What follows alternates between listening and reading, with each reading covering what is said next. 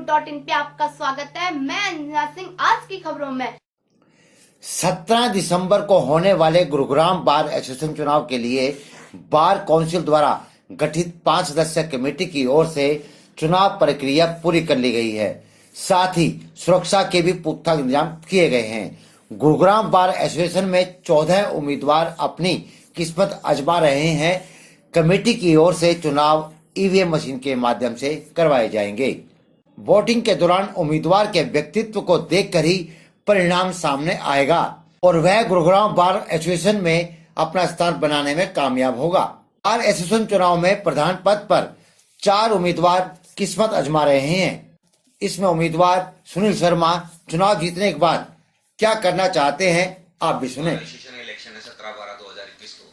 President की सबसे बड़ी जिम्मेवारी होती है बार के हितों की रक्षा करना और हित देखना, उनके लिए सीट देखना, उनके लिए पानी की व्यवस्था देखना, उनके लिए सफाई की व्यवस्था देखना, उनको व्हीकल वगैरह जैसे पार्किंग वगैरह की समस्याएं जो आती है उनको देखना। और आज की डेट में जो सबसे बड़ा इश्यू चल रहा है, जुडिशरी सुन नहीं रही है वकीलों का हित देखना, ताकि छोटा वकील हो चाहे बड़ा वकील हो, चाहे एक दिन का अलॉटमेंट हुआ वकील हो चाहे सीनियर एडवोकेट हो, सबको जुडिशरी समान सम्मान दे और सबको उचित रिस्पेक्ट दे, उनकी सबकी सुनवाई टाइम पर करे। अगर कोई जूनियर अधिवक्ता है, अकेला ही है अपनी टीम में, उनके पास 1-2 एसोसिएट्स नहीं है, तो उसका सारा काम तो एक ही कोर्ट में है वो और हो जाता है। तो इसलिए कोई ना कोई ऐसी व्यवस्था की जाए जुडिशरी से मिलके भी और बार अपने उससे सहयोग से करे, ताकि जो नए अधिवक्ता हैं उनको कम से कम ये परेशानी ना आए और उनका काम सुचारू रूप से चल सके। बार में मातृशक्ति बहुत ज्यादा है, महिला अधिवक्ताएं बहुत अधिक संख्या में है।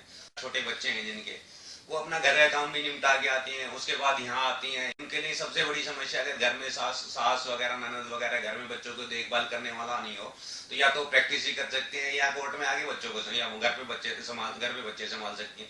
उसके लिए कोई क्रच वगैरह की ऐसी व्यवस्था की जाए बाहर की तरफ से या प्रशासन की तरफ से मिलके, ताकि यहाँ पे वो अपने बच्चों से भी मिल सकें, बच्चों से भी दूर ना रह सकें और उनका जो प्रैक्टिस है उनको प्रैक्टिस में फर्क ना पड़े। जैसे 1-2 कोर्टों में गए उसके बाद अपने बच्चे से मिल लिए, बैठने की व्यवस्था और चैम्बर की व्यवस्था नहीं है, तो हम कोशिश करेंगे बिल्डिंग कमेटी से मिलके। डिस्ट्रिक्ट लेवल पे बिल्डिंग कमेटी बनाई गई है और बार एसोसिएशन बार काउंसिल के हाई कोर्ट बिल्डिंग कमेटी बनाई गई। वो bar council high court building committee से भी रिक्वेस्ट करेंगे या तो नए अधिवक्ताओं को बैठने के लिए एटलीस्ट चैम्बर ना प्रोवाइड करा सके तो ये तो प्रोवाइड करा सके, ताकि नए अधिवक्ताओं को बैठने में कोई दिक्कत ना हो। एक कमेटी बना के सभी 20-25 बंदों की कमेटी बना के उनसे एक एप्लीकेशन लेके सभी अधिवक्ताओं से, ये नहीं है कि मेरा भाई है, ये मेरा भतीजा है या मेरी बरादरी का है तो उनको ही मैं सीट अलॉट कर दूं, नहीं।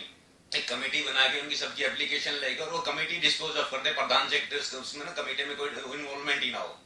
कोई महिला अधिवक्ता आती है तो मेरी तरफ से उसका स्वागत है, उन महिला का स्वागत है, उस हमारे बार के सम्मानित सदस्य हमारी सारी महिलाएं, उनका स्वागत है। और इन फ्यूचर कभी भी कोई भी महिला अधिवक्ता बार एसोसिएशन का इलेक्शन लड़ती है तो मैं हमेशा उसका साथ करूंगा और अगर मैं बाय चांस इलेक्शन लड़ता हुआ तो उसके समर्थन में अपना कैंडिडेट विड्रॉ कर जाऊंगा, उसके सामने कभी भी फाइट नहीं करूंगा महिला अधिवक्ता अगर कोई भी इलेक्शन लड़ती है तो।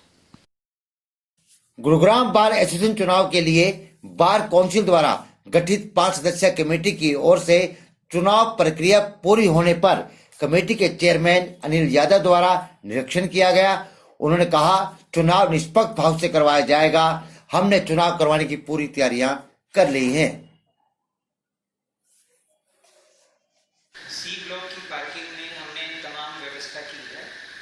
3 डायरेक्शन में हमारे 3-3 बूथ रहेंगे। टोटल हम 9 बूथ बनाएंगे और हमारी टोटल वोट्स जो बनी है, वोटर लिस्ट जो फाइनली हमने बार काउंसिल को भेजी है, उसमें 4363 वोटें हमने जो ना बनाई हैं।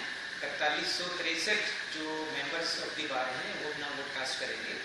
तो हर बूथ पे तकरीबन 500 वोट्स का हमने व्यवस्था की है और उसमें 5-5 अधिकारी बैठे होंगे जो उनका आई कार्ड देख के जो है अपना वोटर लिस्ट पे भी साइन करवाएंगे। जो एफिडेविट्स ऑलरेडी हमने साइन करवा रखे हैं उन पर दोबारा साइन करवाएंगे और जिस अधिवक्ता ने किसी वजह से किसी कारणवश जो स्पेसिफाइड पीरियड था उसमें अगर नहीं आ सके एफिडेविट को साइन करने के लिए, वो अपना उनके लिए भी एफिडेविट होगा वहाँ पे, वो अपना एफिडेविट साइन करने के बाद अपना वोट कास्ट कर सकते हैं।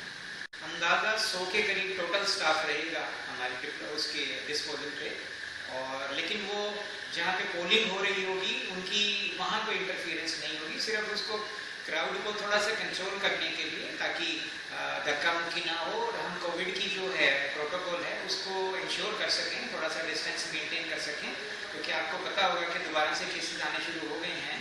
तो ऊपर से मुझे हिदायत है कि जो कोविड का प्रोटोकॉल है वो भी फॉलो किया जाए, थोड़ा डिस्टेंस मेंटेन किया जाए, बस उसी के लिए उनकी ज़रूरत पड़ेगी हमारी, बाकी सब शांति से होने की पूरी उम्मीद है हमारी। ये कंसेंसस ना बनना एक अलग इशू है, झगड़ा एक अलग इशू है। किसी वजह से अगर किसी एक पर्टिकुलर नाम को लेके अगर कंसेंसस नहीं बन पाई तो उसका ये मतलब नहीं होना चाहिए कि किसी किस्म का कोई झगड़ा होने की आशंका है। मुझे लगता है कि बड़ा पीसफुली होगा और किसी किस्म से कोई दिक्कत हमारे को आने नहीं पाएगी। गुरुग्राम बार एसोसिएशन चुनाव में सचिव पद के उम्मीदवार अनुज सहरावत की ओर से रोहिणी न्यायालय हादसे के बाद गुरुग्राम न्यायालय में सुरक्षा का मुद्दा गंभीर बताया। क्या कहते हैं सचिव पद के उम्मीदवार अनुज सहरावत? नमस्कार, मेरा नाम अनुज सहरावत है। मैं डिस्ट्रिक्ट बार एसोसिएशन गुरुग्राम में सचिव पद के लिए इस बार इलेक्शन कंटेस्ट कर रहा हूं। सबसे पहले जो मेरा मोटो और ड्रीम है वो है जो यंगस्टर, जो बच्चे हमारे बार में आ रहे हैं उनको एक सही दिशा देना, एक हेल्प डेस्क क्रिएट करना कि जो यंगस्टर्स कोर्ट में आते हैं प्रैक्टिस करने के लिए उनको एक पॉजिटिव नोट पे एक मैसेज दिया जाए कि आपको गाइड करने के लिए यहाँ पर एल्डर्स है, काम लेने के लिए नहीं बल्कि उनको सिखाने का भी प्रयास करा जाए। बार बेंच के बीच में, लॉयर्स के बीच में, स्पेशली जो हमारे रिस्पेक्टेड सीनियर्स हैं उनके और हम जो यंगस्टर्स हैं के बीच में एक समन्वय बने, बार बेंच के बीच में एक समन्वय बने, एक वर्किंग स्मूथ हो जाए। क्योंकि एंड ऑफ द डे वकील कोर्ट में अपनी दिनचर्या, अपनी एक प्रोफेशनल मोटिव को फुलफिल करने के लिए आता है। एक काम का माहौल अच्छा बने, चाहे वो ओवरऑल कोर्ट का हो, कोर्ट प्रेमाइसिस का हो, चाहे सिक्योरिटी हो, इन सभी मुद्दों पर मेरा काम करने का प्रयास रहेगा। जो अभी प्रेजेंट कोर्ट प्रेमाइसिस है इसका निर्माण सन 1971-72 के आसपास हुआ था, तो आज हम 2021 में हैं। इसी वजह जब ये बना होगा तो इसका इंफ्रास्ट्रक्चर इतने वकीलों के लिए नहीं बनाया था।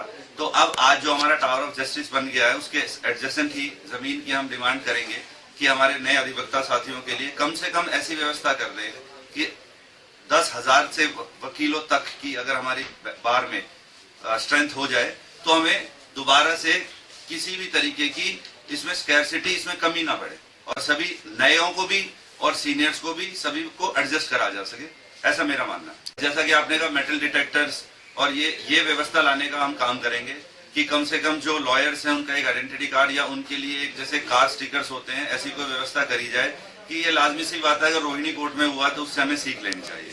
तो मैं पर्सनल इस चीज के लिए प्रयासरत रहूंगा कि सिक्योरिटी के ऊपर काम करा जाए, उसकी डिटेल्ड जो एक रूपरेखा बनाई जाए और उसको जमीन धरातल पे उतारा जाए। इसीलिए मैं आप सभी के बीच में आया और एक ही अपील कर रहा हूँ, please vote for me because I am going to work for you. Thank you. हमारे हस्तक्षेप.न्यूज़.in को सब्सक्राइब करना ना भूले। हम फिर मिलेंगे एक नई खबर और नए मुद्दे के साथ, तब तक के लिए नमस्कार।